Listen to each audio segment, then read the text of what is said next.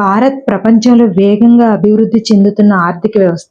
కానీ ప్రతి ఏటా లక్షలాది మంది భారతీయులు తమ పౌరసత్వాన్ని ఎందుకు వదులుకుంటున్నారు? గత 14 ఏళ్లలో 20 లక్షల మంది భారత పౌరసత్వానికి వీడ్కోలు పలికారు. ఇందులో సగం మంది కేవలం 5 ఏళ్లలోనే వెళ్లడం ఆందోళన కలిగించే విషయం. 23,000 మంది మిలీనియర్లు విదేశాలకు వెళ్లిపోయారు.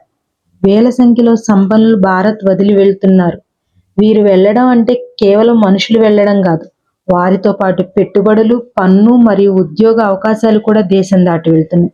భారత్ $5 ట్రిలియన్ ఎకానమీ దిశగా వెళ్తుంది. కానీ మరోవైపు వెల్త్ డ్రైన్ అంటే సంపద తరలిపోవడం కూడా వేగంగా జరుగుతుంది.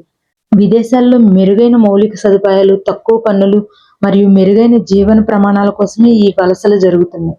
గవర్నమెంట్ దీన్ని గ్లోబల్ పవర్ అంటున్నా క్షేత్రస్థాయిలో మేధావులు వెళ్లిపోవడం దేశానికి ఒక సవాలుగా మారుతుంది. పన్నులు అనేవి మిడిల్ క్లాస్ వాళ్ళని చాలా ఇబ్బంది పెడుతున్నాయి.